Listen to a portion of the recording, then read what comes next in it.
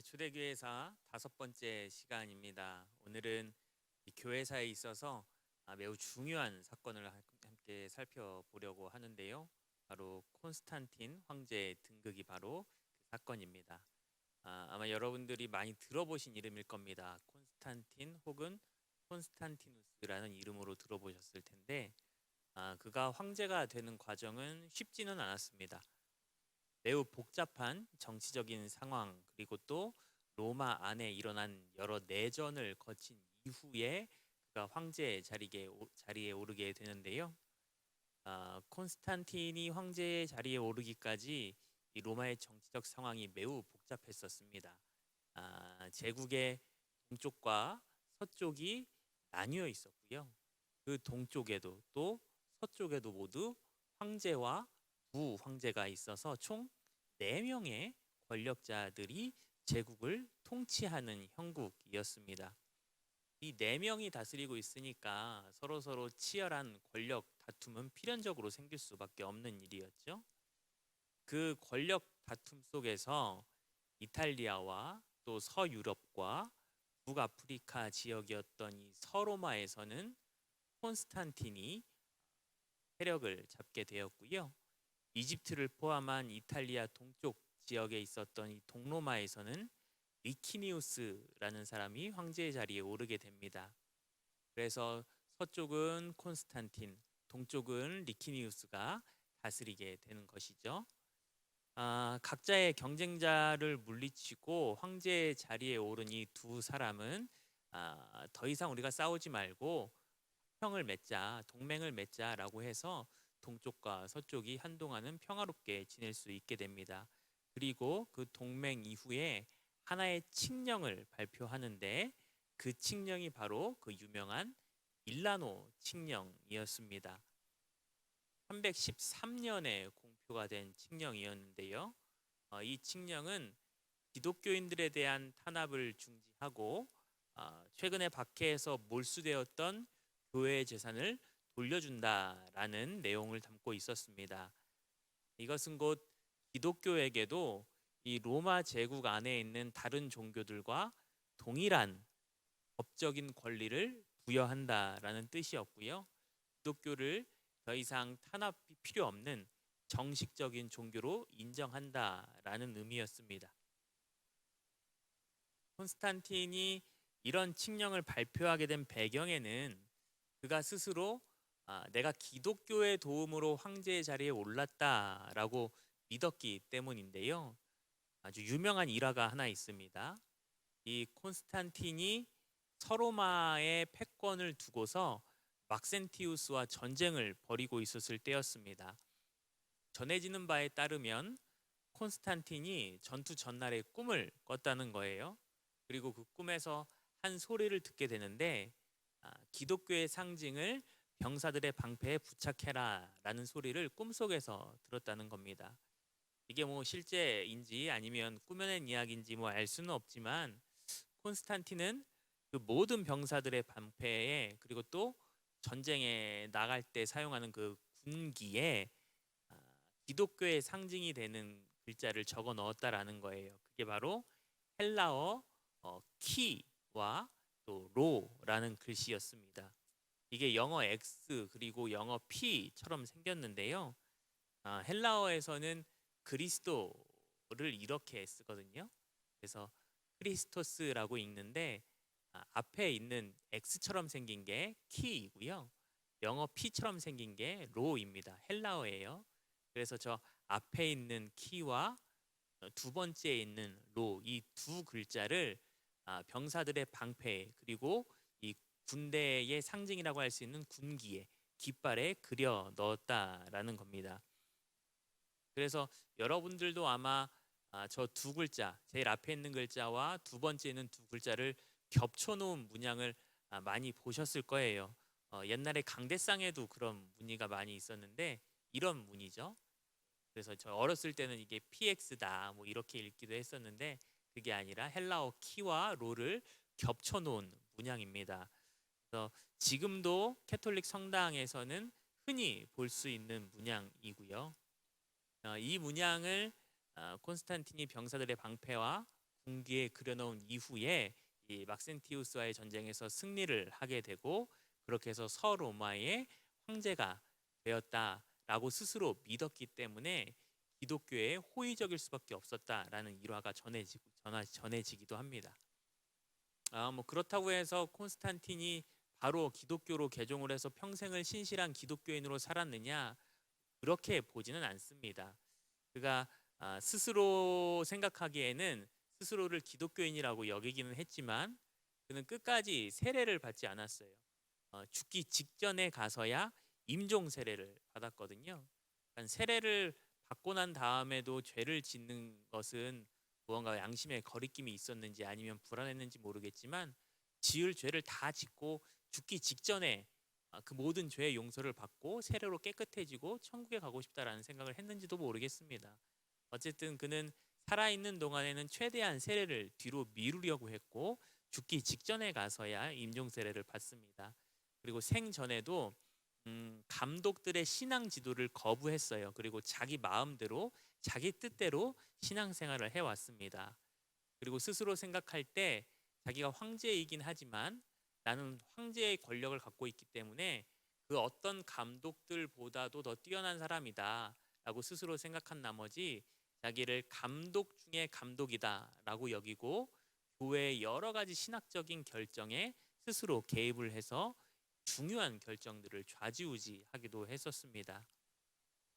뿐만이 아니라 황제가 된 이후에도 스스로 기독교의 도움으로 전쟁의 승리를 얻었다라고 생각했음에도 불구하고 태양신 숭배를 지속하기도 했었고요.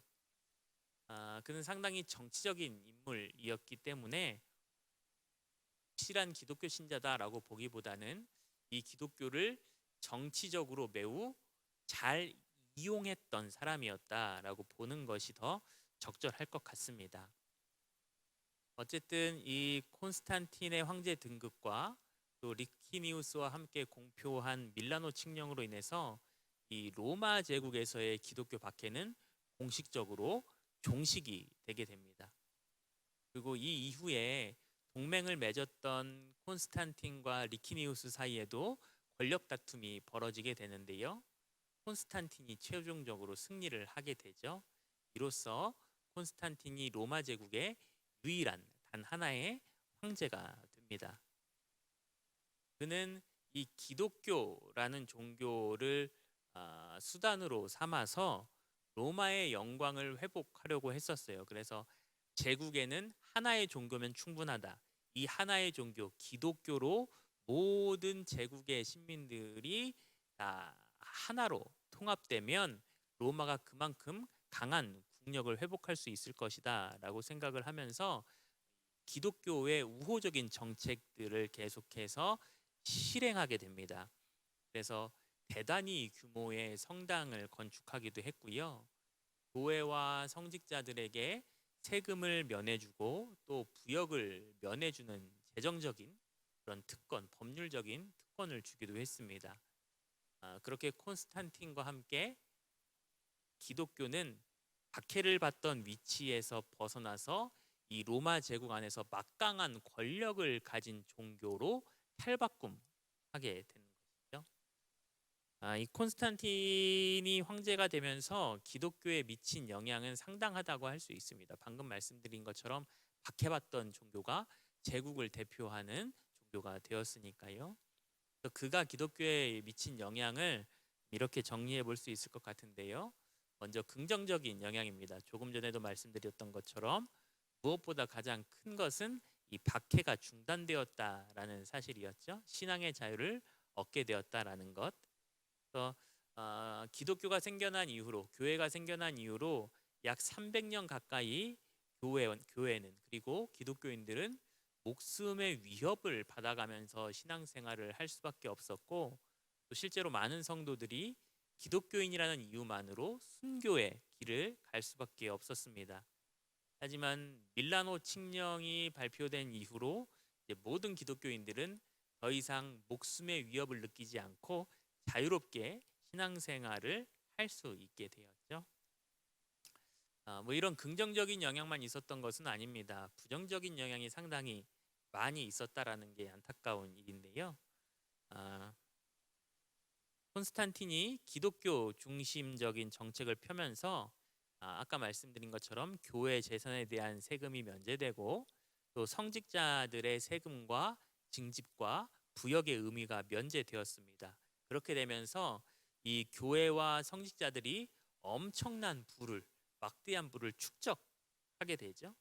사람이 돈이 많아지니까 어쩔 수 없는 인간의 욕심과 본능이 성직자들을 타락시키게 되었고, 그 성직자들의 오만과 부패로 이어지는 심각한 결과를 초래하게 되었습니다. 또 기독교가 공인이 되고 황제의 비호를 받게 되면서 기독교 신자가 폭발적으로 증가하게 되는데요. 이 개종자가 한꺼번에 많아지게 되면서 제대로 된 신앙 교육, 그러니까 세례 교육이 힘들어졌습니다. 우리가 지난 시간에 함께 살펴봤었죠. 이방인 개종자가 많아지면서 약 3년 정도 철저한 신앙 교육, 세례 교육을 하고 그가 정말로 기독교인으로 살아가고 있는지 그 생활을 점검하고 시험을 보기까지 했었는데, 워낙에 많은 개종자가 생기니까 그 세례 교육을 진행할 여력이 없었던 거예요. 그러면서 그 이방인 개종자들이 그대로 가지고 있었던 미신적인 관습들 또는 이방 종교적인 행태들이 교회 안에 섞여 들어오게 되면서 종교 혼합주의적인 색깔이 기독교에 덧칠 내게 됩니다. 그리고 교회의 종교적인 문제, 그러니까 교리적인 논쟁이 이 종교 문제에 그치지 않고 이 콘스탄틴의 적극적인 개입으로 인해서 정치 문제로 발전되게 됩니다. 그러니까 황제가 이 교리와 교회의 재반 사항에 대한 결정권을 가지고 있다라고 사람들이 생각하게 되면서 더 이상 신학적인 접근, 성경적인 접근보다는 정치적인 접근을 통해서 이 교리와 신학의 체계들을 세워가려고 하는 시도들이 많이 있었다라는 것이고요. 이 콘스탄틴은 신학을 전공한 사람도 아니고 철저한 기독교 신자도 아니었음에도 불구하고 여러 가지 중요한 종교적인 결정들, 교리적인 결정들에 개입을 하게 됩니다. 또 본디 교회의 모임, 그러니까 예배는 상당히 소박하고 서민적인 형식이었어요. 우리가 지난번에 살펴봤지만 때로는 지하 묘지에서 모이기도 했고 주로 개인의 주택에 모여서 떡을 떼는 성찬의 모임 중심으로 진행이 됐었었는데, 이런 좀 소박하고 서민적이었던 기독교 예배가 황실의 영향을 받으면서 공인을 받고 여러 귀족들이 유입이 되게 되면서 상당히 화려하고 형식적인 모습으로 바뀌게 됩니다. 예배당 자체도 크고 화려한 예배당이 많이 건축이 되었고, 또 예배 의식도 무언가 형식적인 모습들을 많이 갖추게 되었고, 또 교회 안에서 원래는 수평적인 성도들 간의 관계가 수평적인 분위기였는데 이 수평적인 분위기가 수직적인 분위기로 바뀌게 됩니다. 왜냐하면 귀족들이 많이 들어오게 되면서 자신들이 사회에서 누리고 있었던 신분, 귀족과 평민과 노예에 대한 이 뿌리 깊은 계급 의식을 그대로 가지고 들어왔기 때문에 교회 내에도 그런 수직적인 계급 문화가 생겨나게 됩니다. 그래서 성직자들과 평신도들이 더 이상 수평적으로 주님 안에서의 형제 자매다라는 개념보다는 수직적인 개념에 계급적으로 서로를 생각하게 되면서 교제의 범위가 매우 축소되는 악영향이 있었죠. 또 마지막으로 박해 시대에는 신앙을 지키기 위해서 상당한 결단이 필요했고 고군분투하는, 그로 인해서 더욱더 뜨거워지는 신앙의 모습들이 있었는데, 더 이상 박해가 사라지고 제국의 공식적인 인정을 받는 종교가 되면서 많은 사람들이 이 신앙에 대한 고민이 옅어지고 신앙을 순수하고 거룩하게 지켜가려고 하는 이런 영적인 싸움에 소홀해지게 됩니다. 그래서 현실적인 삶에 만족하게 되는 성도들이 많아지게 되었고요. 그로 인해서 자연스럽게 하나님 나라에 대한 소망이나 예수님의 재림에 대한 소망이 크게 약화되는 현상이 나타나게 되었습니다. 이렇게 콘스탄틴은 기독교 역사에 있어서 긍정적인 영향도 미쳤고 부정적인 영향도 미치게 되는데요. 이러한 변화로 인해서 교회 내에서도 이 콘스탄틴에 대한 두 가지 반응을 볼 수가 있었습니다. 첫 번째로는 콘스탄틴을 칭송하는 황제를 우호적으로 바라보는 입장이었어요.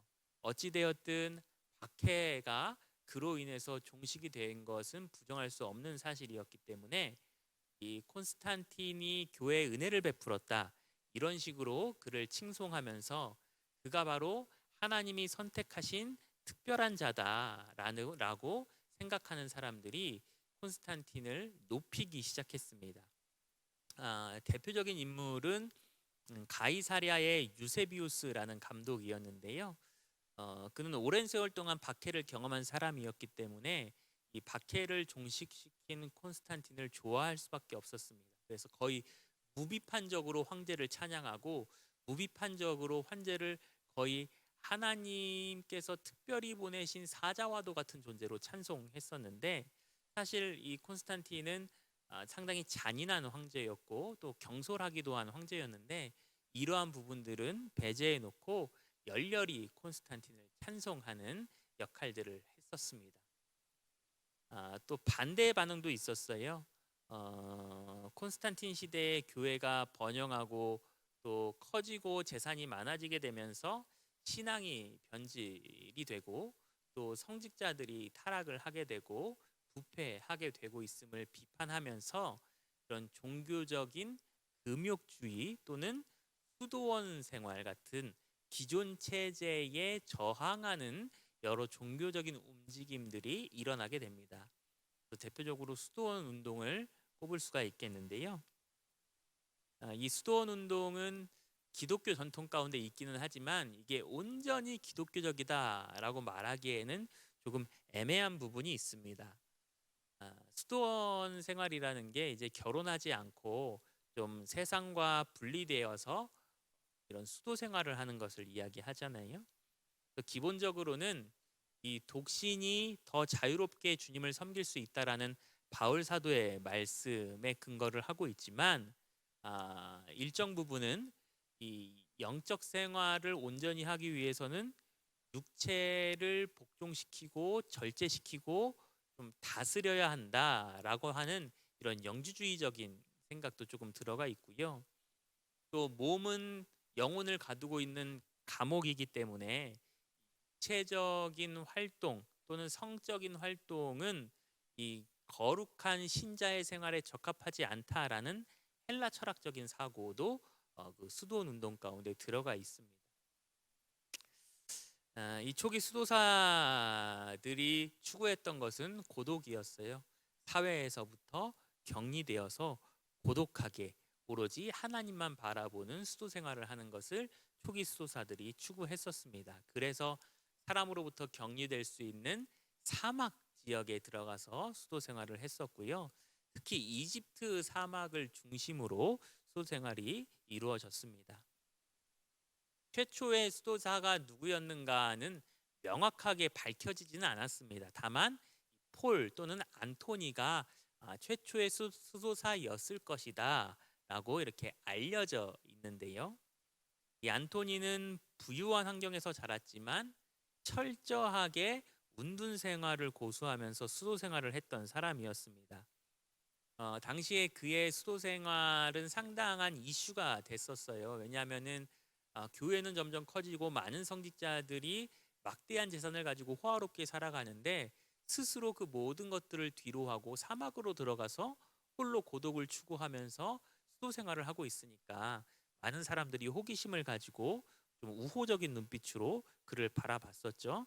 그러면서 그를 추종하는 사람들이 생겨나게 되는데, 안토니를 추종하는 사람들이 계속해서 그를 찾아오면서 수도 생활을 방해하고 시끄럽게 하니까 나는 제자를 받고 싶지 않다라고 했던 안토니도 어쩔 수 없이 그 사람들을 제자로 받아들이게 됩니다.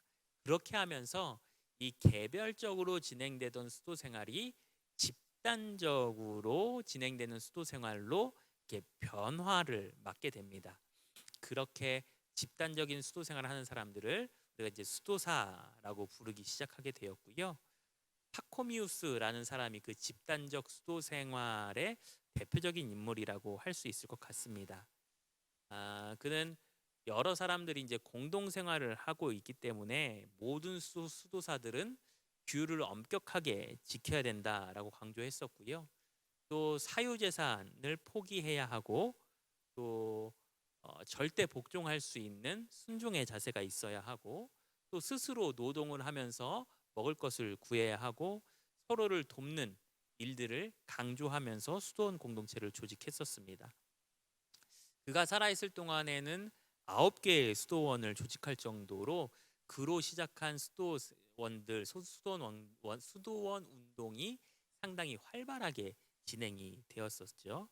이 수도원들은 일상적으로 이제 노동과 예배를 중요하게 여겼고요. 다들 사유재산을 포기했기 때문에 가난하게 생활을 하긴 했지만 뭐 일부러 극단적인 빈곤을 추구하거나 하지는 않았었습니다. 이러한 수도원 운동이 점점 활발해지면서 이제 이집트 지역을 중심으로 일어났던 그 수도원 운동이 로마 제국 여러 지역으로 확산되게 되는데요. 이 수도원 운동의 이상을 전파하는 데 가장 큰 공헌을 한 것은 역설적이게도 기존 교회의 감독들과 신학자들이었습니다. 사실 이 수도원 운동이라는 것이 기존 교회의 타락과 변질에 반발해서 나온 거잖아요. 그런데 기존 교회의 감독들과 지도자들, 신학자들이 이 수도원 운동의 좋은 점들을 받아들여야 한다라고 하면서 수도원 운동이 확산되게 되었다라는 거예요. 그렇게 기존 교회 체제에 반발하면서 시작된 수도원 운동이 다시금 기존 체제에 영향을 주면서 이 변화의 길을 걷게 되는데 세월이 흐르면서 이 서방에서는 이 교회의 구제와 선교를 담당하는 그런 도구로 수도원이 활용되기도 했었습니다. 이렇게 오늘은 콘스탄틴 황제의 즉위와 또 그로 인한 기독교의 상당한 변화 그리고 그 변화로 인한 반응들에 대해서 살펴봤습니다. 기독교 역사에 있어서는 상당히 중요한 전환점이라고 할 수 있는데요. 긍정적인 부분도 있었지만 부정적인 부분도 있었죠. 이러한 평가를 가지고 있는 콘스탄틴 황제에 대해서 우리가 오늘 함께 살펴봤는데요. 다음 시간에는 이 초대교회사에 있어서 핵심적인 논쟁이라고 할 수 있는 삼위일체 논쟁에 대해서 살펴보려고 합니다. 삼위일체 논쟁은 상당히 긴 시간 많은 사람들이 치열하게 논쟁을 했었던 문제인데요. 좀 어려운 부분이 있을 수 있습니다. 그래서 여러분들이 가지고 계신 교재 9번 항목을 미리 좀 읽어보시는데 한 번만 읽어보시면 아마 이해가 잘 안 가실 거예요. 그래서 좀 여러 차례 읽어보시고 다음 강의를 보시면 이해가 쉬우리라 생각을 합니다. 그럼 다음 시간에 뵙도록 하겠습니다. 수고하셨습니다.